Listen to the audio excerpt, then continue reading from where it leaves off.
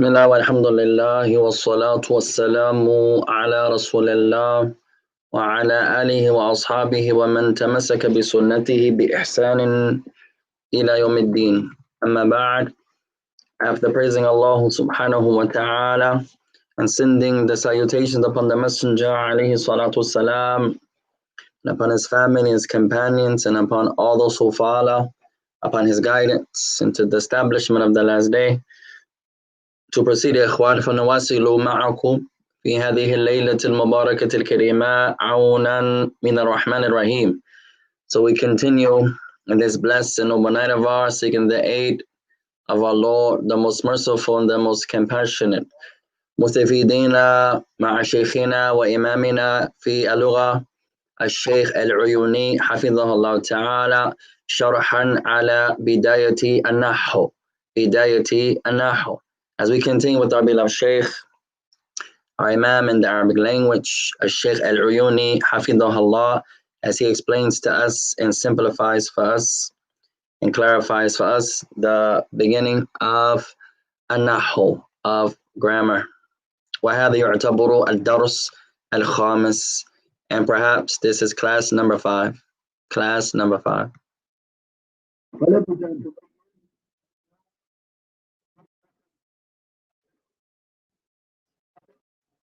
So it says, so it's inevitable, it's a must that the person, he has the ability to clarify and to identify the necessity, that which is a must for the person to do in the beginning affairs of every mas'ala nahwiya, every practical affair of grammar.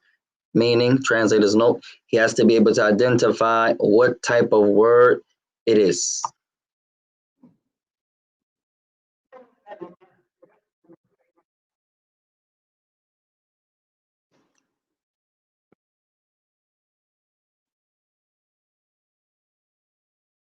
He says in the next point, and the breaking down, the classifying of each particular word.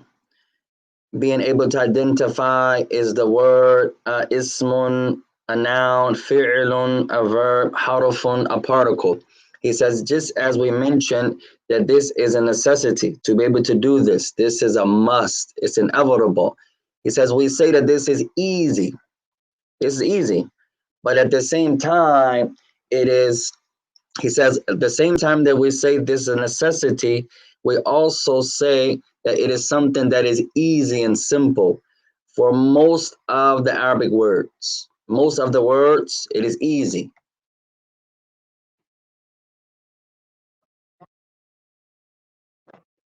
He says, however, we will say that it can be difficult. It's easy, but it can be difficult upon some people. Generally, it's easy, but it can be made difficult upon some of the people. But most of the words of the Arabic language, being able to identify them, are they nouns, are they verbs, are they particles? This is wadih, this is clear. This is something that is clear and easy to do. Being able to identify, is the word an ismun, fi'lun, or harafun? Is it a noun? Is it a verb? Or is it a particle?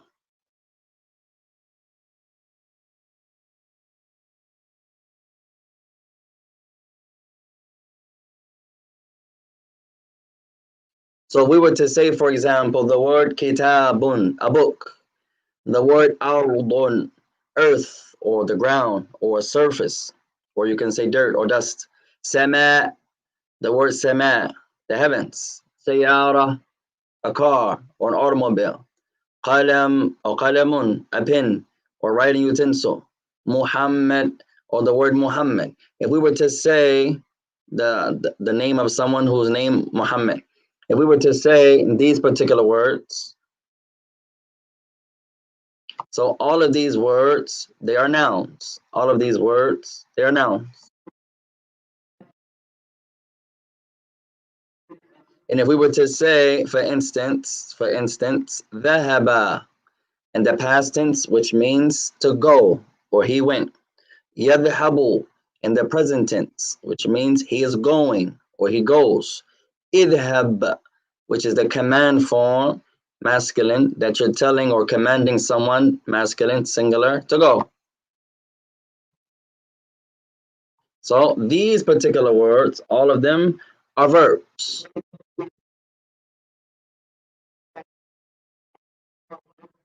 And if we were to say the words like fi, in, or about, it can be concerning, an, from, on the authority of, lam, which precedes the present tense verb that makes it negative, lan, which precedes a present tense verb that makes it negative also, but the meaning points to the future. Qad, qad, there are many types of qad. It can come in front of a verb, it can come in front of a noun, but the point here is that it is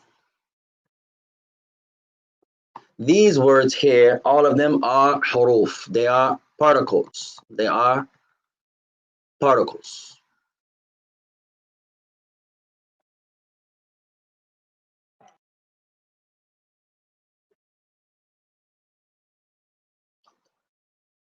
He says, but in addition to these words here, there are additional words.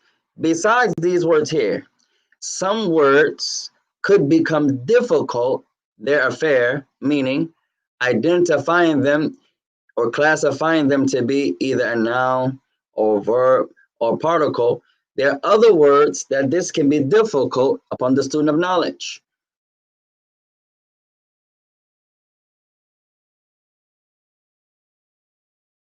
It says, but this being difficult upon the student of knowledge is going to make it hard for him the entire nahu.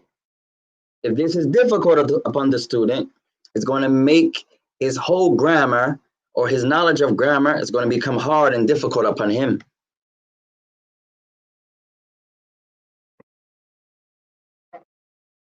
Because now, how can he break down the word? How can he bring the i'rab, the grammatical breakdown of the word? How can he do this if he does not know what type of word it is? How can he do this if he does not know what type of word it is?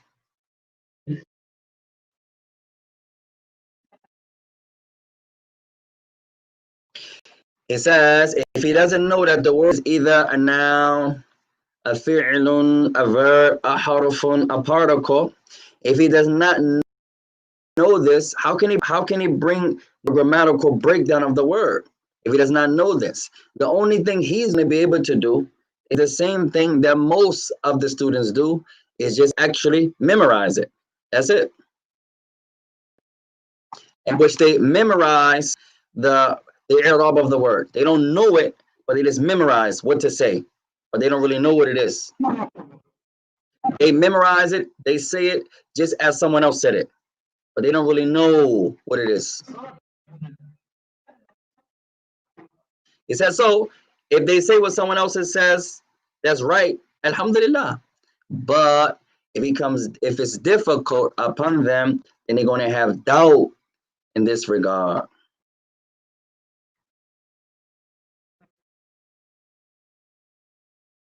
It says, so it's a must that the person has to be able to recognize and identify the type of word it is, especially in those words that can bring about some difficulty, especially those words. He has to be able to identify what type of word it is.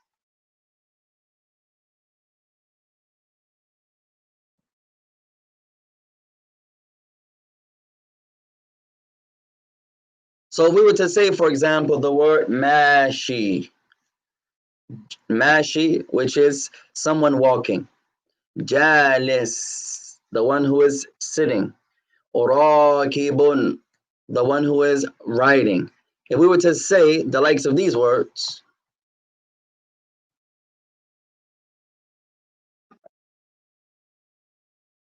he said, if we ask the students, are these words ismun or fi'lun? Are they nouns or are they verbs? Are they nouns or are they verbs? He says, no one replied. He said, now the scholars are quiet, meaning the students, they didn't say nothing. He asked, are they nouns or verbs? So when they didn't reply, you hear the sheikh said, Sakat al-ulama. The scholars, meaning the students here, all of you are quiet now.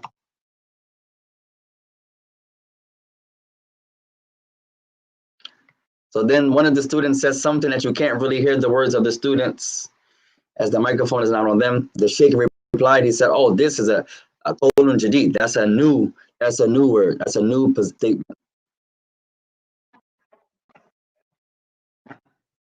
He says, so we didn't say these particular words are harf because we never heard no one say with regards to them that they are particles. So we didn't say that. We just said, are they nouns or are they verbs?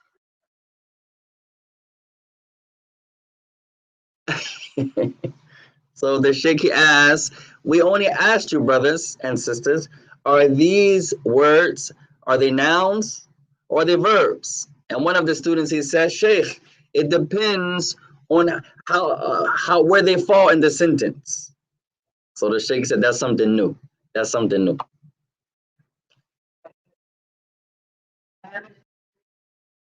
He said, if we were to say to you, for example, we say to you, Muhammadun jalisun fil masjid. Muhammadun jalisun fil masjid. Muhammad is sitting in the masjid. For example. Or we say, Muhammadun mashin fi shari'. Muhammad or Muhammadun mashin fi shari'. Muhammad is walking fi shari' on the street. He says, so we say it like this so it won't become obscure or difficult upon you. So we leave it like this.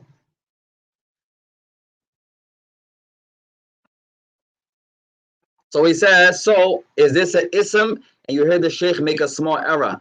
He says, is this a noun or harf? Then he goes back and says, is this a noun or verb? So the students, they say, it is a noun. It is a noun. He says, but it has a ra'ihatul fi'l. It has the scent of a verb. Translator's note, meaning the way it's used, it looks like on the surface that it is a verb. Translator's note, if you say Muhammadun jalisun fil masjid. Now this word jalis, it has the ra'iha of a verb. It looks like it's a verb. But the sheikh, he says, no, rather, it is a noun. Rather, it is a noun. He says, meaning, ra'ihatul hadath. It looks like it's something that took place. It looks like it's something that happened. He says, but with regards to the type, the nowhere, the type, it is actually a ism. It is actually a noun. So when you break it down, you're going to break it down in the i'rab the way you break down nouns. The ruling of this word gets the ruling of the rulings of nouns. Allahu Akbar. So if we were to say to you, for example, the word julus, if we were to say this word, meaning sitting, julus, which means sitting. He says, we'll ask again, is this word a ismun aw fi'l? Julus, julusun, is it a noun or is it a verb? Is it a noun or is it a verb? So the students, they say, it is a noun. He says, so you brothers that are quiet, what do you say? Is it a noun, julusun, or is it a verb? He says, it is a noun. It is a ism.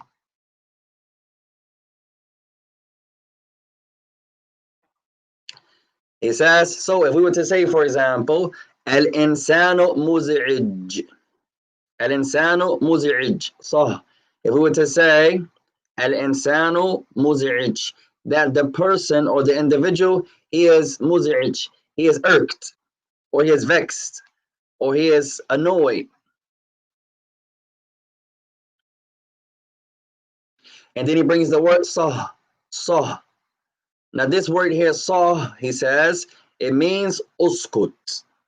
It means to be quiet. It means to be quiet. It says so. Is this an ism or a fi'l? Is it a noun or is it a verb? Is it a noun or is it a verb?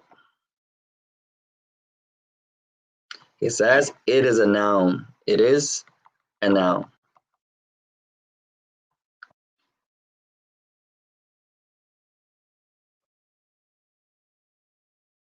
He says so.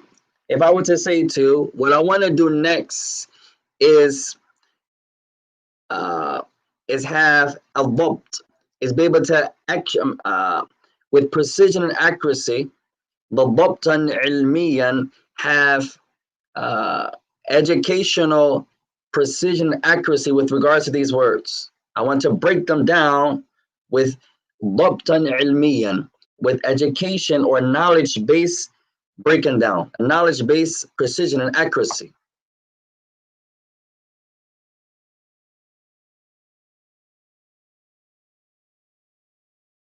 He says, meaning, now I want to place these affairs with regard to these words. I want to bring their ruling. I want to bring their ruling and the proof that supports their ruling.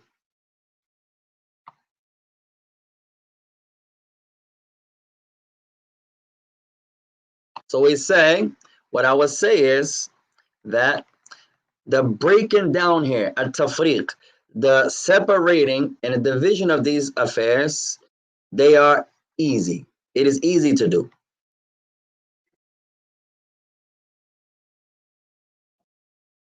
And it's the author mentioned, the author, translator's note, which is himself. The Sheikh is explaining his own book. So he says, the author said to you in the text that the easiest way, or he's going to clarify the easy way to distinguish, to break it down. He says, we say the easiest way because there are many ways to break it down. There are many ways. So we're going to bring the easiest way. So he says the easiest way from the ways to break these affairs down with precision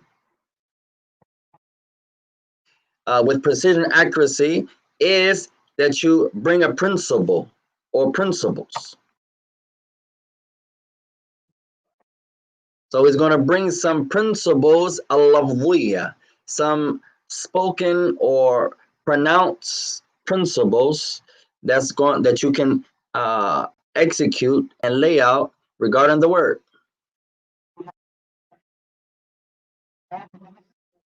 So with regards to a particular word, when you break it down, you break it down with the principles of a noun, then it's a noun. The principles of the verb, if you break it down with the principles of the verb, then it's a verb.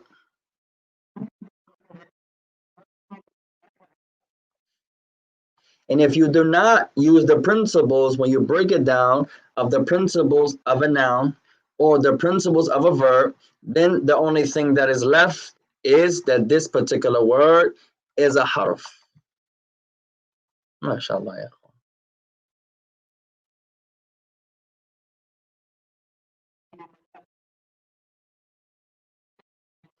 So the author, he says that the particular word is of three categories. The word in the Arabic language, you come across any particular word in the Arabic language, this word can be divided into three categories. Ismun, fi'lun, or harf. Either a noun or verb or particle. Either a noun or verb or particle.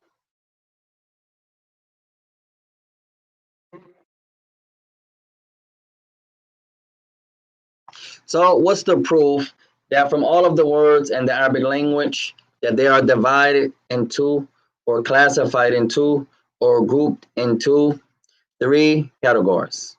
What is the proof to this? He says it's not a fourth grouping or a fifth grouping. What's the proof that the words in the Arabic language are only three types? What's the proof that words are restricted and broken down restrictively into these three categories? So the proof to this is استقراء كلام العرب وتتبعه. He says this is the istiqra, the studying of the words of the Arab, and the analyzation, or the when the scholars come and analyze and study and they follow the Arabic language from the words of the Arab, they have found from their studies and breaking down of the Arabic language that words are only of three types.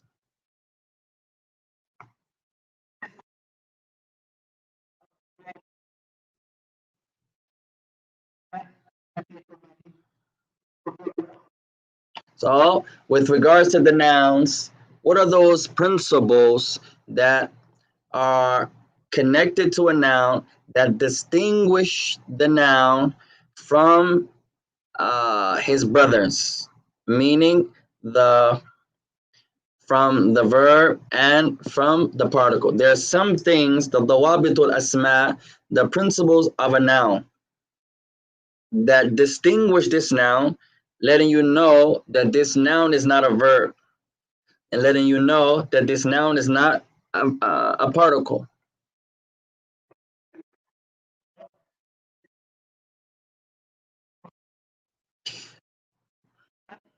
So he says, like, so he says the principles that distinguishes, that lets you know that this word is a noun, they are that the word accepts a tanween, that the word accepts a tanween. He says, and also that the word accepts uh, the alif wal lam, and also the word accepts the preposition. He says, so he's going to give you four, or he gave you four dawabit, four principles to be able to identify, four signs, you can say, to be able to identify that the word is distinguished, if it's a noun, from not being a verb and not being a particle.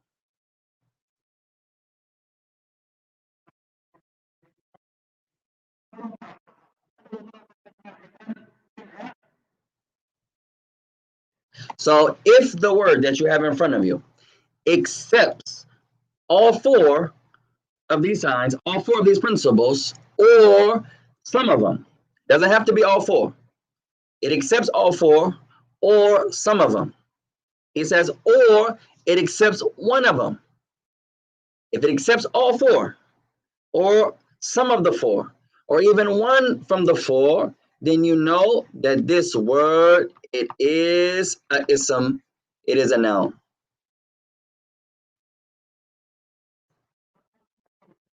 So the first principle, the first sign that this word is a noun, قبول التنوين, is that the word accepts a tanween, either فتحتان, ضمتان, or كسرتان. It accepts two فتحة, or it accepts two ضمة, or it accepts two كسرة. If the word accepts a tanween, if the word can accept a tanween, then this word is a noun.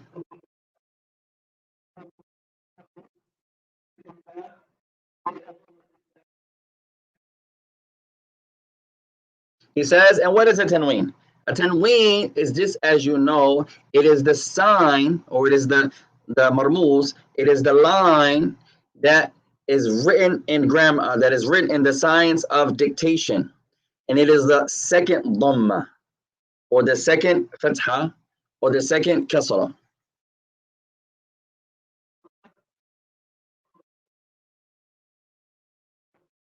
So the word bab, a door. Bab accepts a tanween. It can, in the marfu', in the nominative case, you say babun. If it's accusative, you say baban. If it's genitive, you say babin. It accepts tanween. Babun, baban, babin. So therefore, it is a noun. So every word that accepts a tanween, then you know that this word, it is a ism, it is a noun.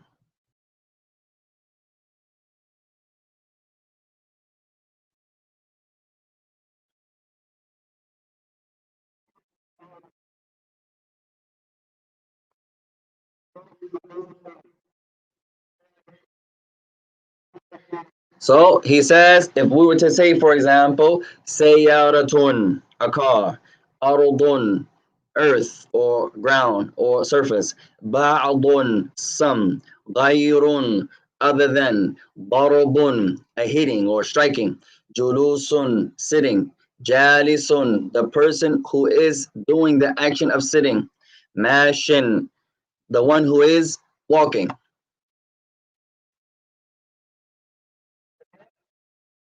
Every word that accepts a tanween is therefore a noun, a ism.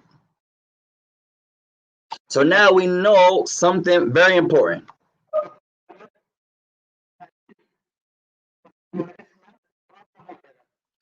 He says, and this important affair it is.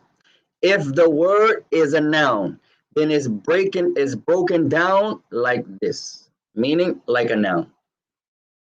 He says, if you understand that, this is something very important. If you know the word is an ism, فإعرابها هكذا. Then you break it down grammatically like it's a noun.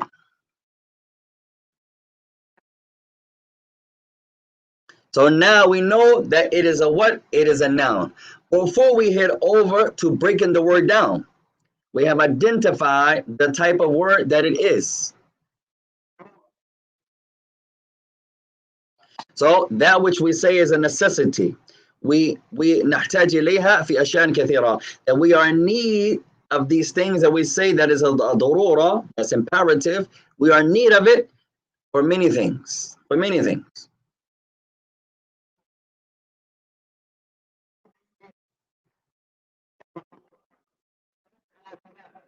So he gives an example. He says an example from the Quran. Allah Ta'ala says, as it comes in Surah Al-Isra, Surah Al-Isra, فَلَا تَقُلْ لَهُمَا أُفٍّ. Where Allah Ta'ala says, so do not say to them, to both of them, meaning the two parents, uff. Do not say to them uff. So he says the word uff, break it down, bring the i'rab to it, such and such. Somebody bring the i'rab, break it down. He says if the person does not know if it's a noun or if it's a verb or if it's a particle, he cannot bring the i'rab of the word.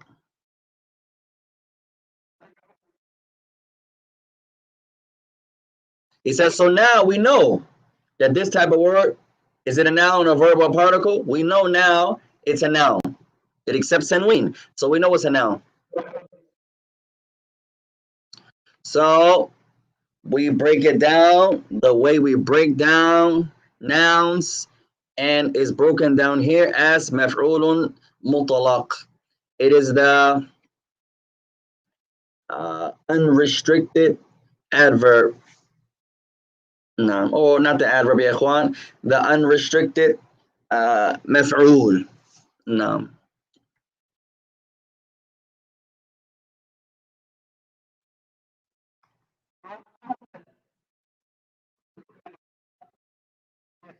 It says in the second principle or sign that if you see it on the word, you know the word is a noun, is al, the alif and the lam. The alif and the lam. Every word that accepts the alif and the lam, then this word is a ism. This word is a noun.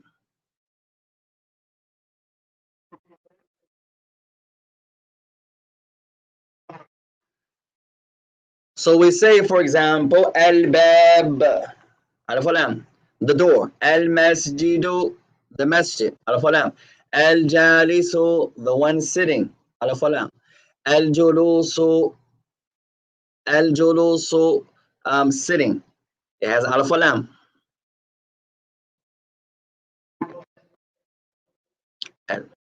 So all of these words are nouns. How do you know that they are nouns? Because they accept alif and lam. It says also the third, an-nida, an-nida, that the word that you can put the particle of calling in front of it. So the one that, if you put a particle of calling in front of it, the thing that is called is a munadin, something that is called.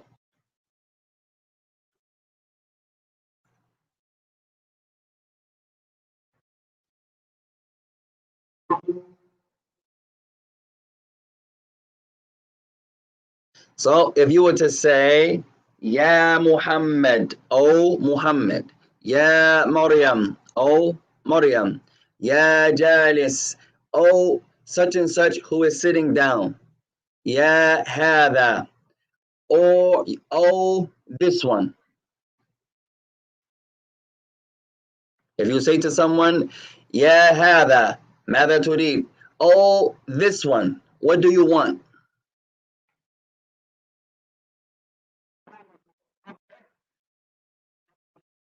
And the fourth sign, the fourth principle or sign to let you identify that the word is a noun is if the word accepts a preposition. Because the word that accepts, or no word accepts a preposition except a noun. So if the word accepts a preposition, you know that the word is a noun. So the preposition is something that is particular and specific for the asma, for the nouns.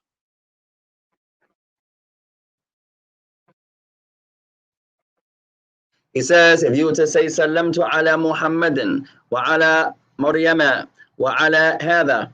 If you were to say, I gave salams to Muhammad and to Maryam and upon this one or that one.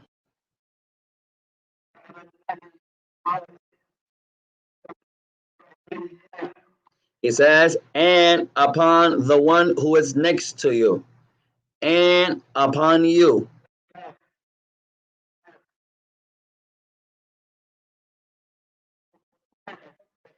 He says,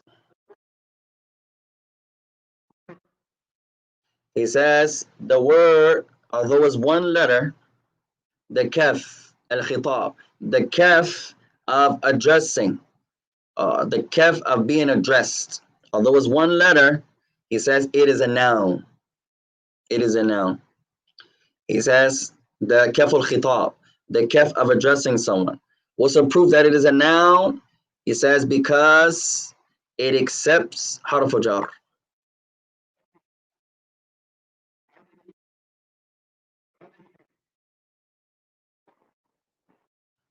No. طيب, so we stopped there, إخوان, and we stopped with the كف الخطاب, the كف of addressing someone. وهذا يعتبر الدرس الخامس من شروح الشيخ الإمام سليمان العيوني من كتابه النحو الصغير. So this is considered to be the fifth class with our beloved Sheikh, our Imam Sulaiman Al-Uyuni, Hafidhahullah Ta'ala, from his book النحو الصغير. النحو الصغير, the small or the simple grammar. طيب, نكتفي بهذا واستعب ده يا إخوان. فنصبت فمن الله وأنا أخطأت من نفسي وجزاكم الله خيرا.